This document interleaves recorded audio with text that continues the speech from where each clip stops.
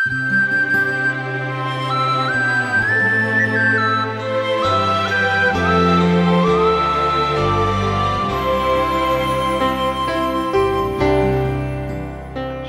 సోదరులారా, ఈ రోజున మనం 2 దినవృత్తాంతములు 26, 27 అధ్యాయాలు వింటాము. ఇప్పుడు 26వ అధ్యాయం మొదటి 3 వచనాలు వినండి. అంతటా యూదా జనులందరూ 16 సంవత్సరముల వాడైన ఉజ్జీయాను తీసుకొని తండ్రి అయిన అమజ్యాకు బదులుగా రాజుగా నియమించారు. అతడు ఎలతు అనే నగరును కట్టించి తన తండ్రి చనిపోయిన తరువాత అది యూదా వారికి తిరిగి వచ్చేటట్లుగా చేశాడు. ఉజ్జీయా ఏలనారంభించినప్పుడు 16 ఏండ్ల వాడై యెరూషలేములో 52 సంవత్సరాలు ఏలాడు. అతని తల్లి యెరూషలేము కాపురస్తురాలు. ఆమె పేరు యెకొల్యా.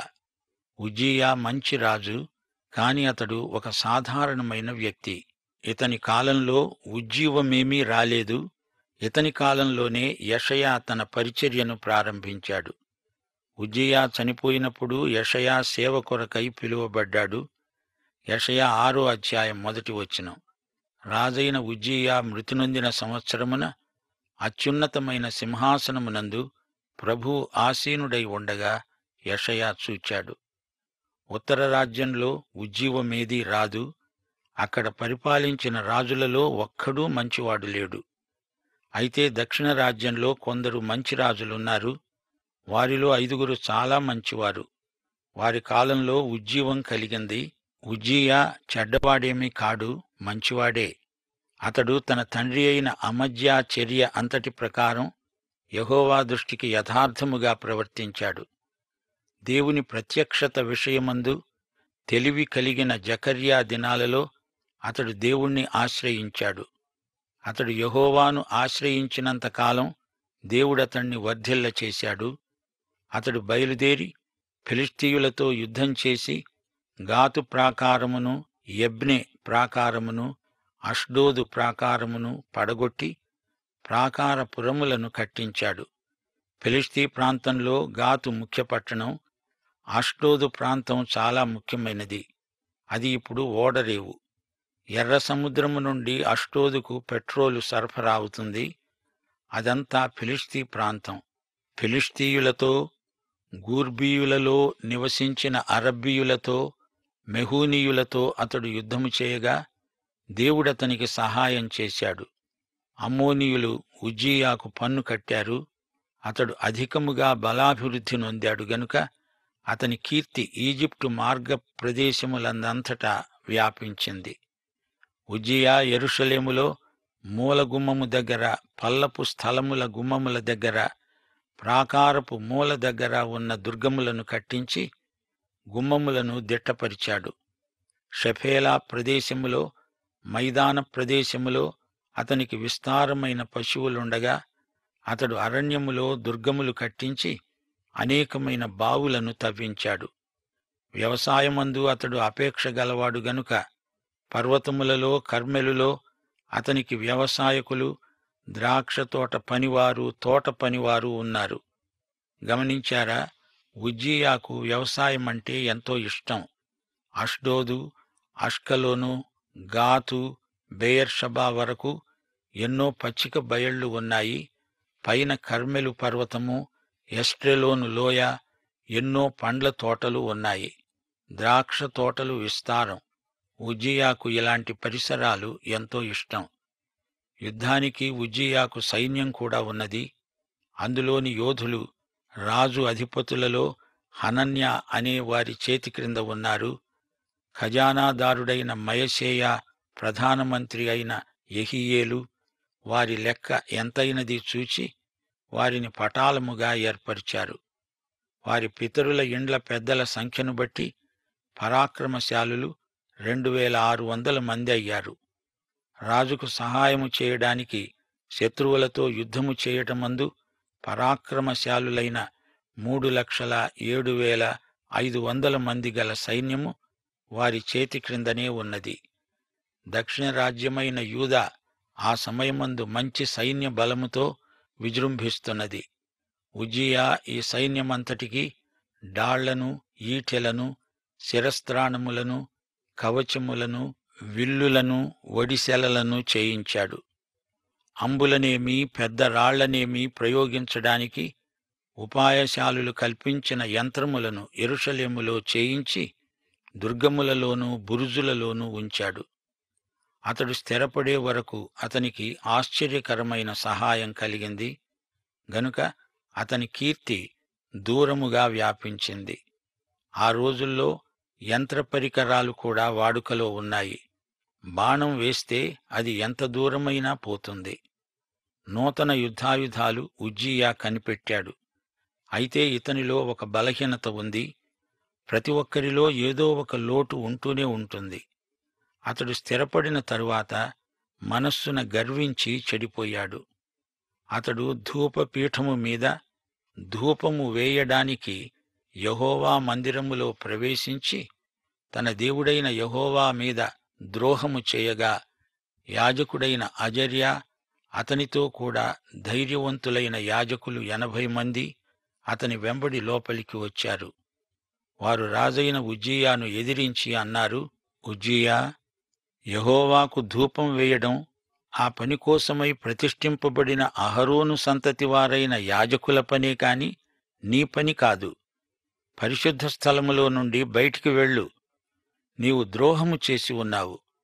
దేవుడైన యెహోవా సన్నిధిని ఇది నీకు ఘనత కలుగచేయదు. తనది కాని పనికి పూనుకున్నాడు ఉజ్జియా. అలా చేయకూడదని యాజకులు హెచ్చరిస్తున్నారు. రాజు యాజకుని పదవిని ఆక్రమిస్తున్నాడు. ఆ పరిచర్య అహరోనుకు అతని సంతతికి మాత్రమే అప్పగించబడింది. అది పరిశుద్ధ స్థలము. అక్కడ బంగారు దీపస్తంభమున్నది, ధూపవేదిక కూడా ఉన్నది. ఉజ్జియా ధూపము వేయడానికి ధూపార్తిని చేతపట్టుకొని రౌద్రుడై యాజకుల మీద కోపము చూపాడు. యెహోవా మందిరములో ధూపపీఠము ప్రక్క అతడు ఉండగా యాజకులు చూస్తూనే ఉన్నప్పుడు అతని నొసట కుష్ఠురోగం పుట్టింది. దేవుడు ఉజ్జియాను అక్కడికక్కడే శిక్షించాడు. అజర్యా యాజకులందరూ అతని వైపు చూడగా అతని నొసట కుష్ఠు కనపడింది. గనుక వారు తడవు చేయక అక్కడి నుండి అతణ్ణి బయటికి వెళ్లగొట్టారు. యెహోవా తనను మొత్తాడు అని ఎరిగి బయటికి పోవడానికి తాను త్వరపడ్డాడు. రాజైన ఉజ్జియా తన మరణదినము వరకు కుష్ఠురోగి అయ్యాడు. గనుక యెహోవా మందిరములోనికి పోకుండా ప్రత్యేకించబడ్డాడు. అతని కుమారుడైన యోతాము రాజగృహానికి అధిపతి అయి జనులకు న్యాయం తీరుస్తున్నాడు. ఉజ్జియా చేసిన ఇతర కార్యములను గూర్చి ఆమోజు కుమారుడైన ప్రవక్త అయిన యెషయా రాశాడు. అతడు కుష్ఠురోగి అని రాజసంబంధమైన శ్మశాన భూమిలో అతని పితరుల దగ్గర అతణ్ణి పాతిపెట్టారు. అతని కుమారుడైన యోతాము అతనికి బదులుగా రాజయ్యాడు. ఉజ్జియా ఒక కుష్ఠురోగిగా చావటం మనకు బాధ అనిపించవచ్చు. అతడు మంచి రాజే కాని అతనికి ఎంతో దురభిమానం ఉంది. చేసుకున్న వారికి చేసుకున్నంత. దేవుని దగ్గరికి దేవుని పద్ధతిలో రావాలి గాని మన స్వంత పద్ధతులలో రాగలమా? కుష్ఠురోగం ప్రాప్తించింది. ఈ కుష్ఠురోగ బాధ కంటే అతనికి మరణమే మేలు. అతడు చేసిన పొరపాటు పాపమే అయినా అతనికి వచ్చిన శిక్ష క్రమశిక్షణాత్మకమైనది మాత్రమే. 1 కొరింథీ 11:31 పౌలు అన్నాడు, మనలను మనమే విమర్శించుకుంటే తీర్పు పొందకుండా ఉంటాము. దేవుడు ఉజ్జియాకు ఇక్కడే తీర్పు తీర్చాడు. అందుచేత దేవుని బిడ్డగా పరదైసుకు అతడు వెళ్ళాడని నమ్మగలం. ఈ లోకంలో దేవునికి అవిధేయులైన దేవుని బిడ్డలు కొందరున్నారు. శరీర బలహీనతలను బట్టి పాపం చేస్తారు. అప్పుడు దేవుడు ఇక్కడే వారి శిక్షను ముగించి ప్రభువు దగ్గరికి వారు తిన్నగా వెళ్ళిపోయేటట్లు ఆదరణ కలిగిస్తాడు. క్రీస్తు సన్నిధికి నేరుగా వెళ్ళిపోవడం ఎంత మేలు, ఎంత శ్రేయస్కరం. యోతాము తండ్రి సమాధి ఎదట నిలిచి ఒక దీర్ఘమైన నిట్టూర్పు విడిచి ఉంటాడు. తండ్రికి అది గొప్ప విడుదల. తన తండ్రి రక్షించబడిన వాడే అతడు చేసిన తప్పునకు దేవుడు క్రమశిక్షణ చర్య తీసుకున్నాడు. అంతే. యోతాము కూడా మంచి రాజే. యూదా రాజ్యంలో వరుసగా 3 మంచి రాజులే రావడం గొప్ప విశేషం. వినండి, యోతాము ఏలనారంభించినప్పుడు 25 ఏండ్ల వాడై యెరూషలేములో 16 సంవత్సరాలు ఏలాడు. అతని తల్లి సాదోకు కుమార్తె. ఈమె పేరు యెరూషా. యెహోవా మందిరములో ప్రవేశించటం తప్ప అతడు తన తండ్రి అయిన ఉజ్జియా యొక్క చర్య అంతటి ప్రకారం చేస్తూ యెహోవా దృష్టికి యథార్థముగానే ప్రవర్తించాడు. అతని కాలంలో జనులు మరింత దుర్మార్గంగా ప్రవర్తించారు. అతడు మందిరంలో ప్రవేశించలేదట. దీనికి ఏమిటి కారణం? అతని తండ్రి ఉజ్జియా దేవాలయంలోకి వెళ్లకూడనంత లోపలికి వెళ్లి కుష్ఠురోగం కొని తెచ్చుకున్నాడు. అందుకని యోతాము బొత్తిగా దేవాలయం ఛాయలకే వెళ్లడం మానేశాడు. ఇదొక గొప్ప తప్పు. దానికి ఫలితంగా జనులు అవినీతిపరులైపోయారు. తండ్రికి వచ్చిన శిక్షను బట్టి అతనిలో ఏదో ఒక చేదైన భావన అంకురించింది. మా నాన్నకు కుష్ఠురోగం వచ్చింది, అయితే నేను అందులోకి అడుగు పెట్టనంటే పెట్టను అన్నాడు యోతామురాజు. దేవుని మీద అలిగాడో ఏమో. అతడు యెహోవా మందిరపు ఎత్తు ద్వారమును కట్టించి ఓపెలు దగ్గర ఉన్న గోడ చాలా మట్టుకు కట్టించాడు. అతడు యూదా పర్వతాలలో ప్రాకారపురాలను కట్టించి అరణ్యములలో కోటలను దుర్గములను కట్టించాడు. అది పాలుతేనెలు ప్రవహించే ప్రాంతం. యోతాము దుర్గములు నిర్మించాడు. అతడు గొప్ప నిర్మాణకుడు. అతడు అమ్మోనీయుల రాజుతో యుద్ధం చేసి జయించాడు. గనుక అమ్మోనీయులు ఆ సంవత్సరము అతనికి 200 మణుగుల వెండిని, 10,000 కొలల గోధుమలను, 10,000 కొలల యవలను ఇచ్చారు. ఈ ప్రకారముగా అమ్మోనీయులు మరు సంవత్సరమును 3వ సంవత్సరమును అతనికి చెల్లించారు. ఈలాగున యోతాము తన దేవుడైన యెహోవా దృష్టికి యథార్థముగా ప్రవర్తించి బలపరచబడ్డాడు. తన తండ్రిలాగే మంచి బలమైన సైన్యాన్ని తయారు చేసుకున్నాడు. యోతాము చేసిన ఇతర కార్యములను గురించి, అతడు చేసిన యుద్ధములన్నిటిని గురించి, అతని చర్యలను గురించి ఇశ్రాయేలు యూదా రాజుల గ్రంథమందు రాయబడి ఉంది. అతడు ఏలనారంభించినప్పుడు 25 ఏండ్లవాడై యెరూషలేములో 16 సంవత్సరాలు ఏలాడు. యోతాము తన పితరులతో కూడా నిద్రించాడు. అతడు దావీదు పట్టణమందు పాతిపెట్టబడ్డాడు. అతని కుమారుడైన ఆహాజు అతనికి మారుగా రాజయ్యాడు. ఈ రాజును గురించి ఓ చిన్న అధ్యాయంలో మాత్రమే సంగ్రహంగా చెప్పబడింది.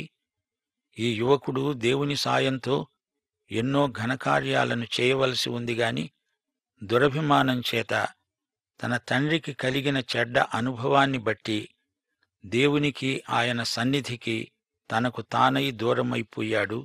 శోచనీయం. శ్రోతలు గమనించండి, ఉజ్జియాకు అజర్యా అని మరొక పేరు ఉంది. ఉజ్జియా 16 ఏళ్ల వయస్సులో రాజవక ముందే జకర్యాను రాళ్లతో కొట్టి చంపారు. అంటే తన బాల్యదశలోనే ఉజ్జియా దేవుణ్ణి వెదకి అనుసరించాడు. కొందరు రాజులు సంస్కరణల కోసం పాటుపడ్డారు గాని భ్రష్ట స్వభావాన్ని మార్చలేకపోయారు. ఉజ్జియా, యోతాము ఈ తండ్రి కొడుకులను గురించి మనమింతవరకు ఎన్నో వివరాలు విన్నాము. ఉజ్జియాను మాత్రం మనం అంత సులభంగా మర్చిపోలేము. గొప్ప విజయం కలిగినప్పుడే ప్రక్కనే ఘోరమైన అపజయం పొంచి ఉంటుందని ఉజ్జియా జీవితం మనకు పాఠం నేర్పుతుంది. మన విజయానికి దేవుని కృపే కారణమని గ్రహించకపోతే చేదు పరిణామాలు ప్రవర్తిల్లుతాయి. ఉజ్జియా ఎన్నో ఘన విజయాలు సాధించిన మంచి రాజే. శాంతిలో, సమరంలో కూడా సమర్థుడు అనిపించుకున్నాడు. ప్రణాళికలు రూపొందించటంలో, వాటిని అమలుపరచటంలో అతడు ఎంతో నైపుణ్యం గల రాజు. అయితే తాను సాధించిన విజయాలను చూచుకొని దురభిమానంతో గర్వించాడు. గర్వం అనే ఆధ్యాత్మిక కుష్టు మొదట అతని హృదయంలో అంకురించింది. తానే ఒక గొప్ప యాజకుణ్ణి అనుకున్నాడు. దేవుడు తనకెంతో పదోన్నతి ఇచ్చాడు. అలాగే ఇతరులకు కూడా దేవుడు ఆయా పదవులను ప్రత్యేకించాడు. వాటిని గౌరవించాలి అనే జ్ఞానం లోపించి ఒక్క త్రుటిలో ఉజ్జియా మదాంధుడైపోయాడు. దేవునికి కృతజ్ఞత చెప్పకపోగా దేవుడు విధించిన హద్దులను మీరాడు. మనమంతా దేవునికి కృతజ్ఞులమై ఉండడానికి ఎన్నెన్నో కారణాలున్నాయి. మన విజయాలకు దేవుణ్ణి స్తుతించాలి, ఆయనకు కృతజ్ఞతలు చెప్పుకోవాలి. ఉజ్జియా రాజ్యానికి వచ్చిన కొత్తల్లో ఎంతో చక్కగా వ్యవహరించాడు. యుద్ధంలో ఎన్నో విజయాలు సాధించి భవన నిర్మాణంలో ఎంతో ప్రజ్ఞ కనపరిచాడు. మంచి వ్యవహార దక్షత గలవాడు. 52 సంవత్సరాలు రాజ్యమేలిన మంచి రాజు అని చెప్పవచ్చు. గాని అతనిలో గర్వం పొడసూపింది. దేవునికి, ఆయన ఏర్పాట్లకు వ్యతిరేకంగా తనను తానే యాజకుణ్ణి చేసుకునే ప్రయత్నం చేశాడు. తన దేశంలో ఎన్నో విగ్రహస్థానాలు ఉండగా వాటిని చూచి చూడనట్లు ఉదాసీనంగా ఉండిపోయాడు. దేవునికి కృతజ్ఞుడు కాని వ్యక్తి రాను రాను గర్విష్టి అవుతాడు.